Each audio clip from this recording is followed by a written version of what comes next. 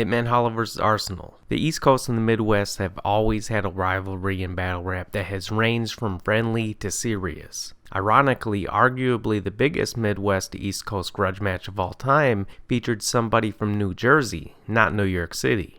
Hitman Holla vs. Arsonal was a battle that was years in the making. With the formation of Street Status and St. Louis as a formidable opponent to the East Coast, the rivalry began. Eventually, this rivalry pitted St. Louis battler Hitman Holla versus Newark battler Arsonal.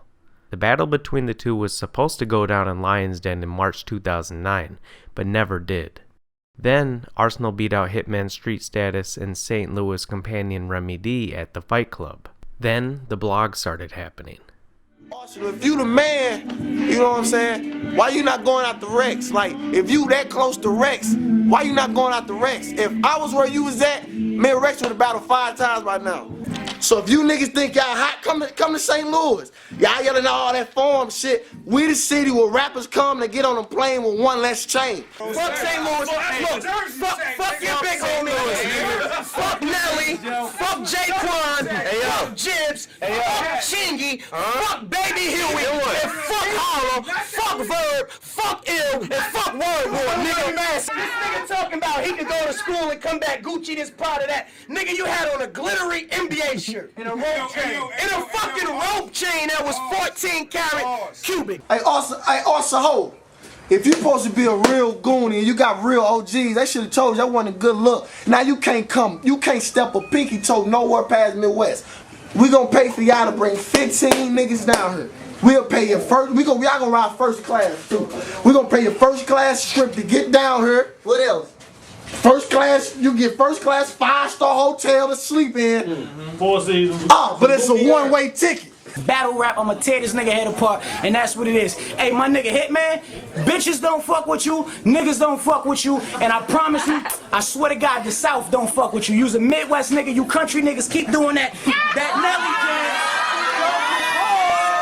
The Ultimate Rap League eventually set up this battle as the main event for their December 12, 2010 card. The battle was highly personal and very tense. Your son, he a nice kid, and I know he like his pops.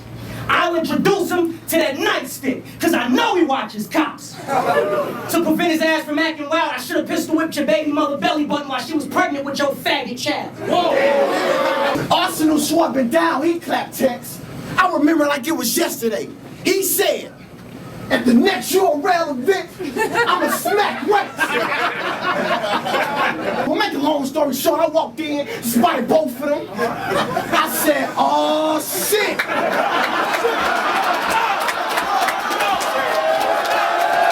Following the battle, Arsonal and Hitman Holla put their differences behind them. Arsonal came to St. Louis only a few years later, and the two have appeared on Wild 'N Out together. Number 2, Marv 1 and Pat Stay. April 23, 2011, King of the Dots Gridlock event. Marv 1 and Low Pesci are battling. During the second and third round, Marv 1 has some lines about Pat Stay. So I said basically, fuck him and Pat Stay. Patty's gay. Halle only want to battle if it go Patty's way. He claim he's so sucker free, but I know Patty's fake and he don't want to throw hands, cause I take Patty's cake. During Marv 1's mention of Pat Stay in his third round, Pat Stay interrupts from the sidelines. I'm battling. Don't do that. Don't fuck the battle. Let's fight right now. Really bad? No, battle. Just battle. Really? Let's go. Initially, Marv continued to rap, but at the end of his third, he went directly up to Stay. All chokes aside.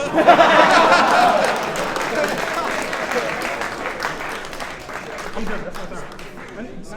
You want to scrap me because of the line?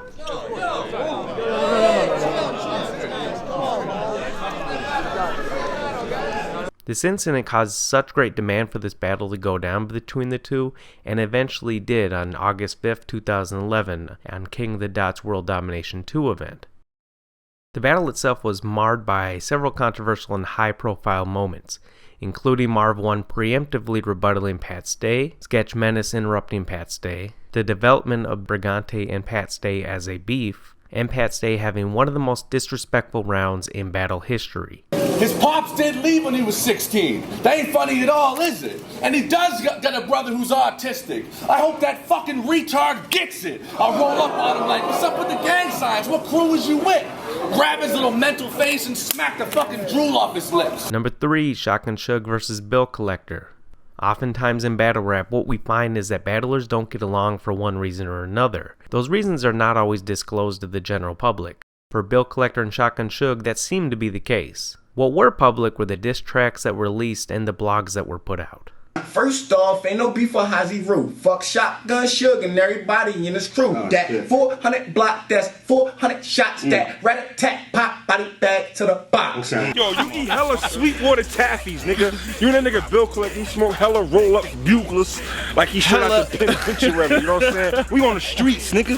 Hella Marlboros, motherfucker. Them niggas smoke hella Smoking hella cowboy sticks. Fat back, big black, Big Mac, full of Apple Jacks, 4 flats on your Cadillac, knick-knack, patty whack, midnight snack with the drumstick, clip you reload and do the cabbage patch. Due to the personal issues between the two, the diss tracks and the blogging back and forth, this battle had to happen. Like, yo, if you ain't gonna be a man for yourself, be a man for your son.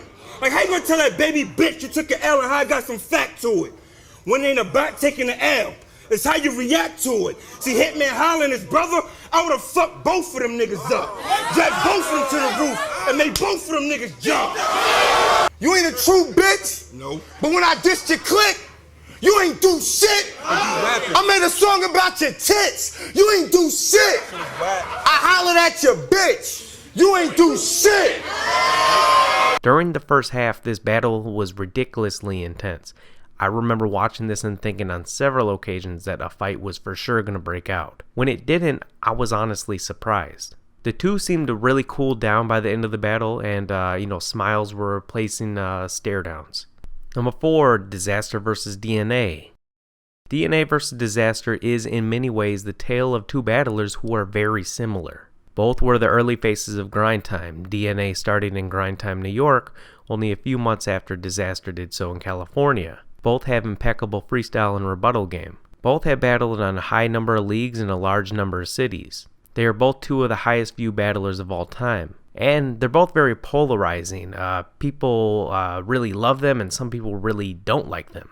During DNA's time with Grind Time, Disaster would call him out. You need to stop being greedy with those teas. Donate some to DNA because he clearly needs them more than you do.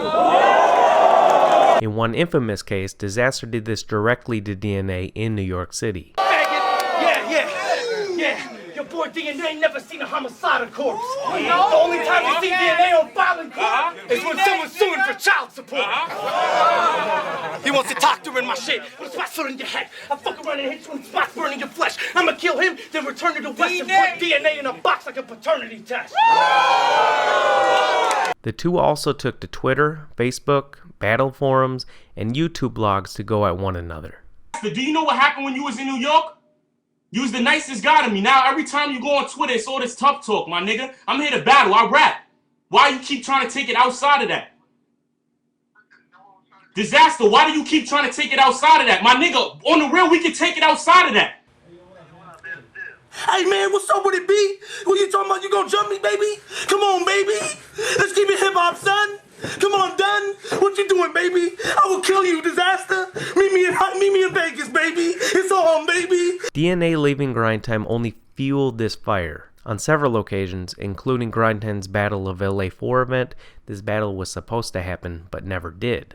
Furthermore, issues of East Coast and West Coast and the fact that the two were such big names that had never battled made this much more of a grudge match. Finally, in November 2011, after years of back and forth, the battle finally occurred. Hold on! You motherfuckers ain't shit to me. They say karma's a bitch. For you, it's probably dentistry, because the part of your mouth that's missing is only a reflection of what's scarring you mentally. So the gap between your teeth exists merely as an object of imagery to distract you from the real gap between us, and that's bars and delivery.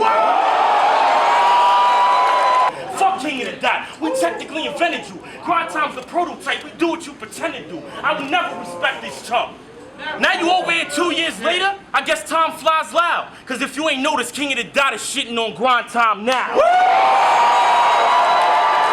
The battle was certainly tense, with issues of personal space, personal attacks being the theme of the battle. The battle was a huge success though, with now having about 4 million views, showing the very unique ability for battle rappers to quickly put their differences behind them. Disaster and DNA appeared on camera together immediately after the battle in a very friendly manner. Number 5, Jay's Juice vs. Awkward's. The World Rap Championships 2007, Yonkers battlers Jay's Juice and Frankie Raps made the transition from local battles to the World Rap Championships on YouTube. During this time, West Coast battle veteran Awkward's was doing opinions for the WRCs. A few of these pieces touched on Jay's and Frankie, and depending on who you ask, the blogs may be described as simply critical, or as hating, or somewhere in between. The issues between the two camps boiled over further as Jay's and Awkward's got into arguments on the Jump Off TV forum page and on rapmusic.com. Eventually, Grind Time was formed. In 2008, the West Coast and the New York division were created, with Jay's becoming the president of the latter. Later that year, Lush One, president of the West Coast division, invited Jay's to go battle Awkward's in California. The first time somebody got paid, we fucking flew, which was Battle of the Bay 2. We flew Frankie Waps and Jay's Juice out and gave them a few $100s. They low-key thought that Awkward's was trying to have them jumped. So that's the only reason we could even get them to do it. Like, He's so attached to Saurus and Ill Max Sax, it spoils these bits. I swear every time this cat raps, they should get ASCAP and royalty checks. And he thinks he's number 2 in the world. That's offensive. I'm ending this mark.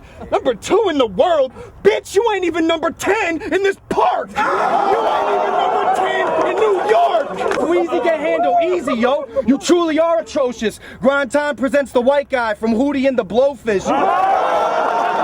It's only a matter of time like clockwork, awkward, till someone let the Glock squirt, turn you into bratwurst. Yo, I'm from Yonkers, fuck Stockton. The battle was certainly intense between the two individuals, but there was something else going on, a coastal rivalry. Throughout the battle and in discussion following the battle's release, you can hear and see that this battle was very coast-based.